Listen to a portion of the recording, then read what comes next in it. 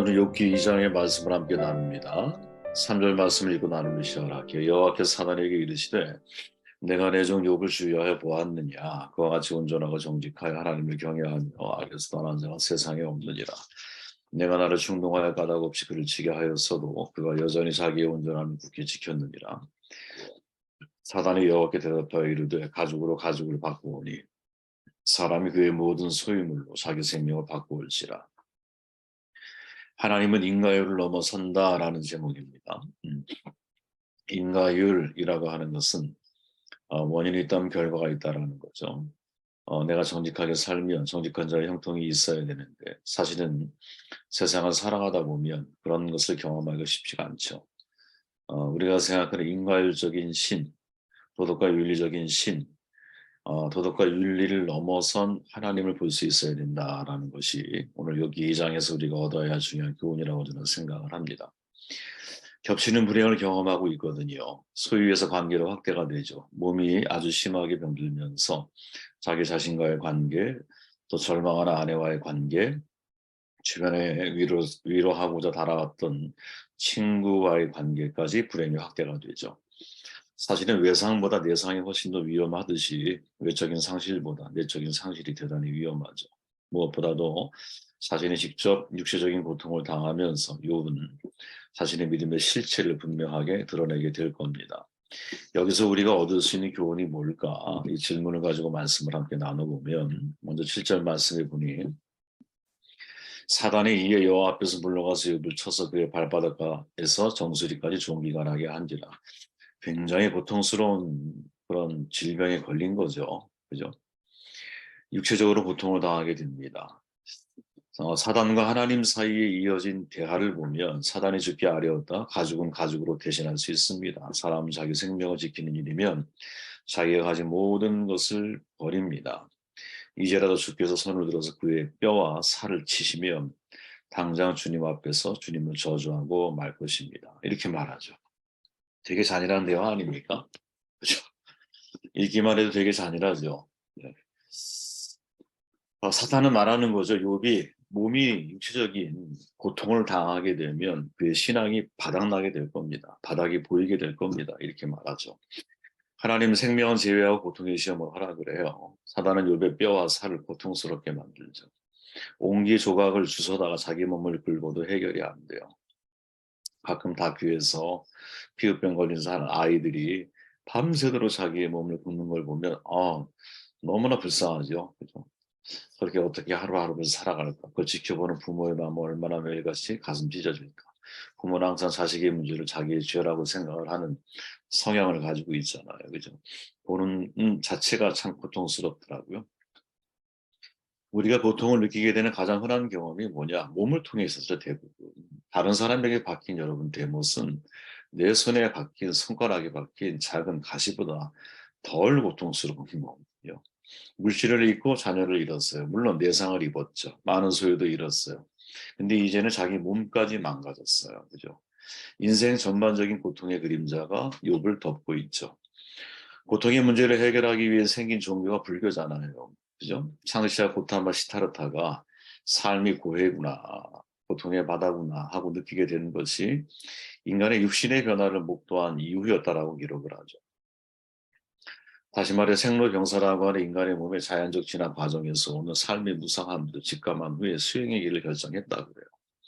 꼭 불교적인 관점을 취하지 않더라도 우리는 초라해지고 고통받는 육체를 통해서 야, 세월 속에 영원한 것이 없구나, 참 덧없구나 하는 것을 느끼죠. 저도 저희 가족 어머님이 이제 점점 이렇게 변해 가시는 걸 봐요.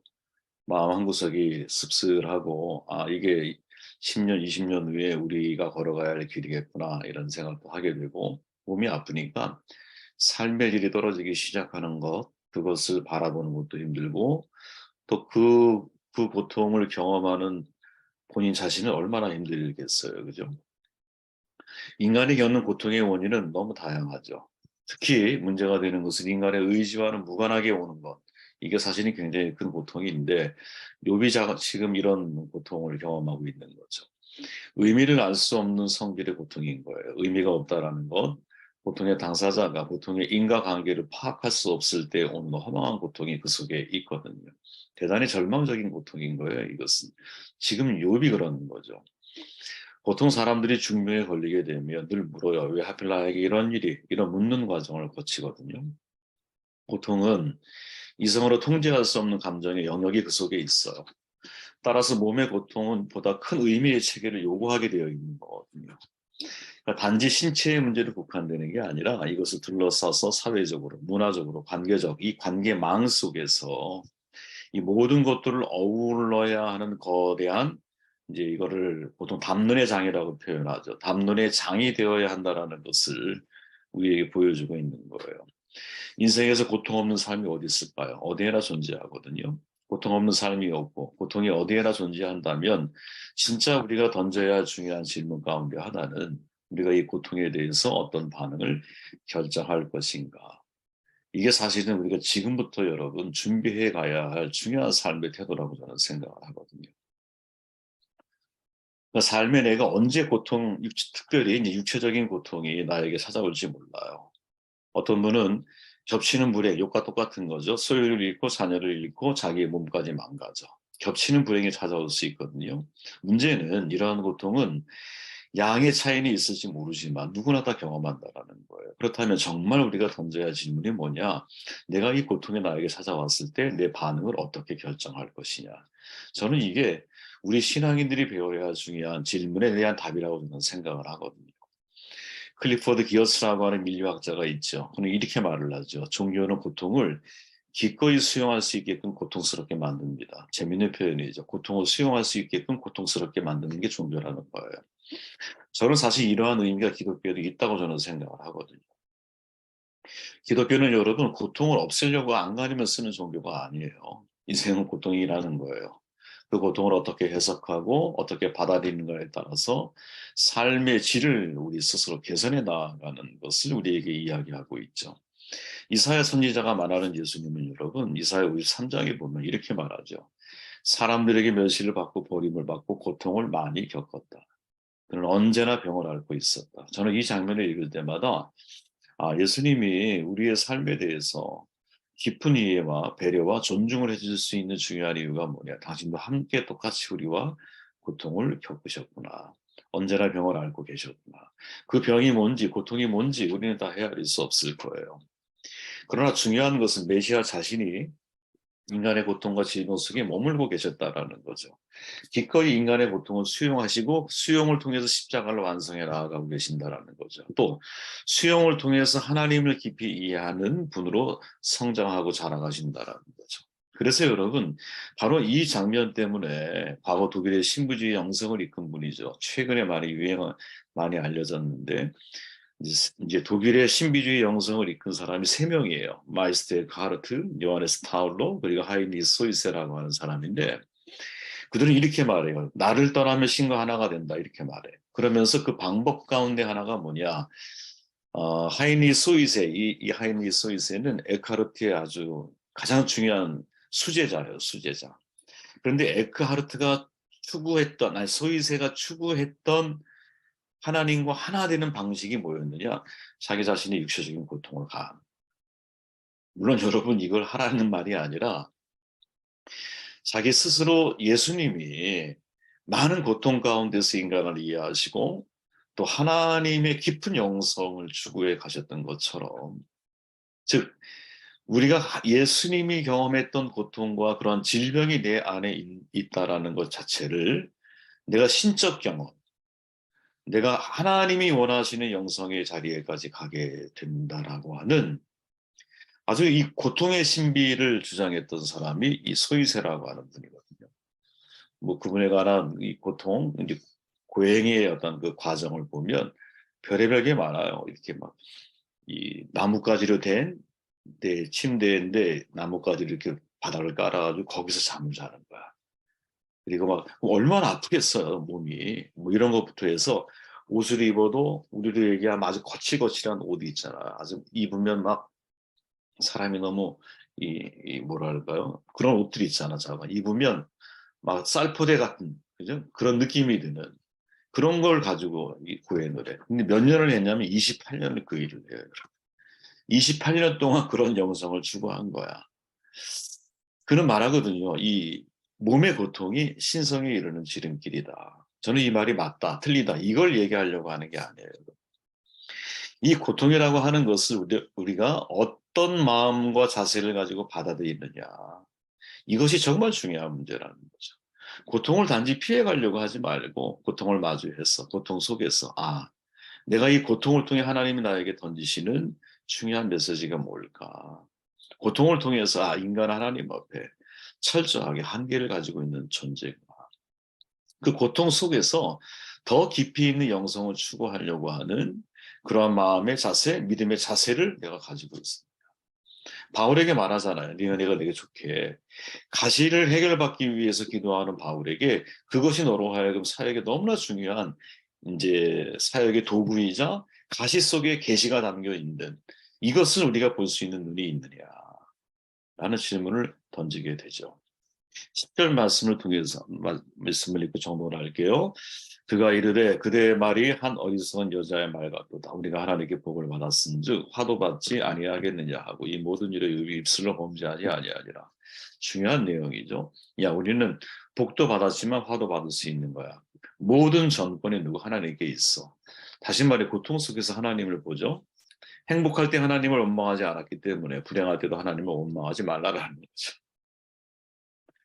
그러나 욥을 바라보는 독자는 욥과 같은 마음이 아니에요. 이게 여러분 중요한 거예요.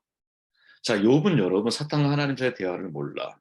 그리고 욥은 정말 믿음으로 이렇게 받아들여요. 물론 내일 가면 자기 생일을 저주하기도 하지만 생일을 저주한다고 해서 하나님을 원망하는 사탄이 예측한 결과대로 반응한 건 아니거든요. 그게 중요한 거예요. 욥은 고통 속에 하나님을 보죠. 행복할 때 하나님을 원망하지 않았기 때문에 불행할 때도 하나님을 원망하지 않고 있어요. 근데 문제는 이러한 욥을 바라보는 우리들이라는 거야. 우리는 욥과 같은 마음이 아니에요. 왜? 우리는 이 사건 속에서 너무나 비윤리적인 하나님을 목격하기 때문이거든요.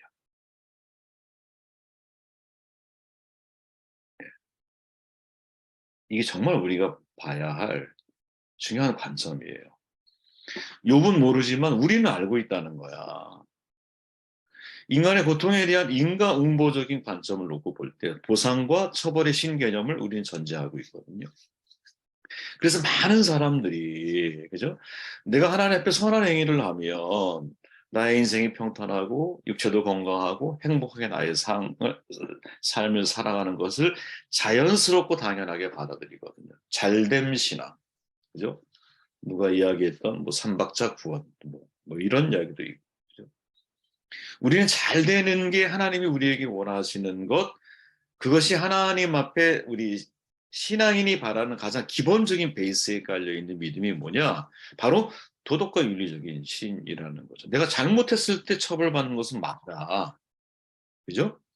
내가 죄를 짓고 죄에 대한 대가를 지불하는 것은 당연히 맞을 거예요. 거기에 대해서 우리가 원망할 수 있어요. 내가 내 몸을 망가뜨려 놨어.